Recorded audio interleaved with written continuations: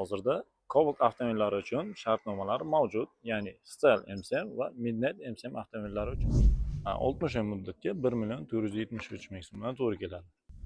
Kechiktirilgan to'lov uchun qisman penya qo'shilar ekan.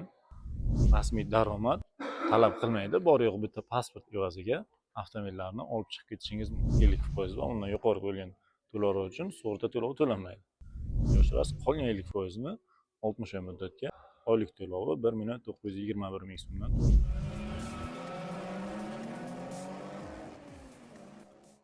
Assalomu alaykum hurmatli kuzatuvchilar.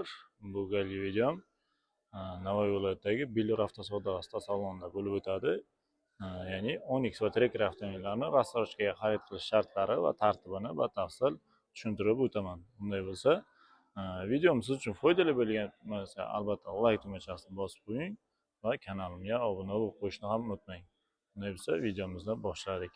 Hozirda Onyx avtomobilining barcha pozitsiyasi uchun shartnomalar mavjud, ya'ni 176 millionlik, 184 million, 199 million, 221 million va 230 millionlik pozitsiyalarning hammasiga shartnomalar mavjud. Siz boshlang'ich 25% dan 60% gacha bo'lgan to'lovni amalga oshirib, 30 oydan 60 oygacha bo'lgan muddatga foizsiz o'zini pulini bo'lib to'lash asosida xarid qilish imkoniyatiga egasiz.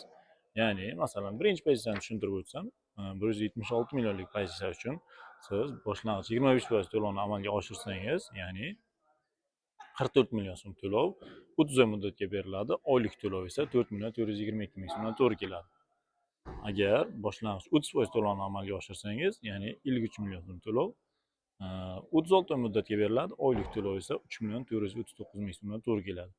Agar boshlang'ich 40% to'lov amalga oshirilganda 48 oy muddatga beriladi, ya'ni 70 million so'm to'lovni amalga oshirasiz. 48 oy muddatga oylik to'lovi 2 211 ming so'mdan to'g'ri keladi. Agar boshlang'ich 50% to'lov amalga oshirilganda, ya'ni 88 million so'm to'lov 60 oy muddatga beriladi. Oylik to'lov 1 474 ming so'mdan to'g'ri keladi. Hurmatli kuzatuvchilar, avtomobillarni xarid qilish jarayonida xaridorlarga qulaylik yaratish maqsadida bank xizmatlari ham avtosalonning o'zida mavjud. Ya'ni siz avtomobillarga shartnoma rasmiylashtirib, shu yerning o'zida Asaka Bank tomonidan hujjatlarni rasmiylashtirib, xohlang kredit asosida yoki bo'lmasa rassrochka asosida Asaka Bank tomonidan xarid qilishingiz mumkin.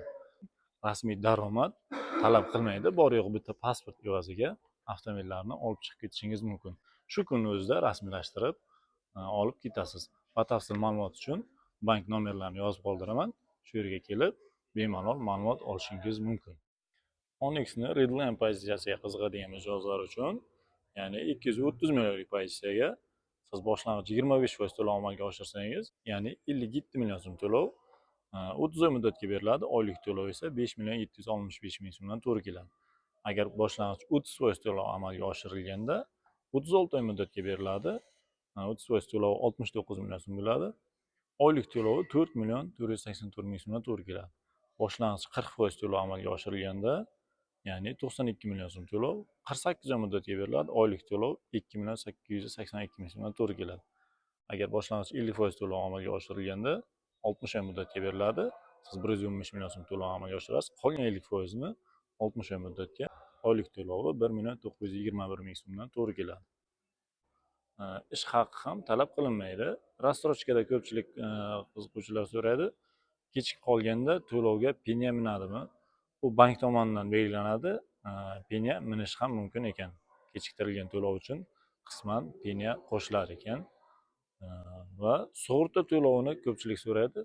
Agar avtomobil uchun siz 50% to'lovni amalga oshirsangiz, undan yuqori to'lovlar uchun sug'urta to'lovi bo'lmaydi.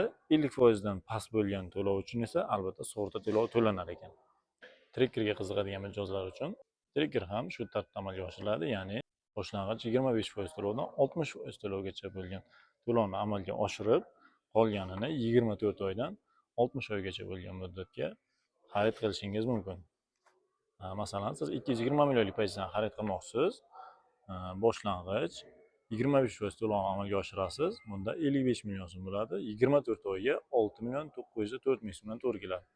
Agar boshlang'ich 30% to'lov amalga oshirilganda 66 million so'm 30 oy muddatga beriladi. Oylik to'lov 5.155.000 so'mdan to'g'ri keladi. Agar boshlang'ich 40% to'lov amalga oshirilganda 36 oy muddatga beriladi. Ya'ni 88 million so'm to'lovni amalga oshirasiz. 36 oy muddatga oylik to'lovi 3.682.000 so'mdan to'g'ri keladi. Agar boshlang'ich 50% to'lov amalga oshirilganda 48 oy muddatga beriladi. Ya'ni 110 million so'm to'lovni amalga oshirasiz. Oylik to'lovi 2.301.000 so'mdan to'g'ri keladi. Agar boshlang'ich 60% to'lov amalga oshirilganda 60 oy muddatga beriladi. Ya'ni 132 million so'm to'lovni amalga oshirasiz. Bunda sug'urta to'lovi bo'lmaydi. 50% va undan yuqori bo'lgan to'lovlar uchun sug'urta to'lovi to'lanmaydi. 60 oy muddatga 1.473.000 so'mdan to'g'ri keladi. Yana batafsil ma'lumot olish uchun avtosalonga kelib, avtosalon xodimlari tomonidan ma'lumot olishingiz mumkin. Qiziqqan mijozlar uchun albatta nomerlarni yozib qoldiraman. Kelib, batafsil ma'lumot olib ketishingiz mumkin. Hozirda Cobalt avtomobillari uchun shartnomalar mavjud, ya'ni Style MCM va Midnight MCM avtomobillari uchun. Bu kreditga ham xarid qilishingiz mumkin, ya'ni masalan boshlang'ich 25% dan boshlab 50% gacha to'lovlarni amalga oshirib, shartnomalarni rasmiylashtirishingiz mumkin. Bir kunda rasmiylashtirib olib chiqib ketish imkoniyati mavjud ekan.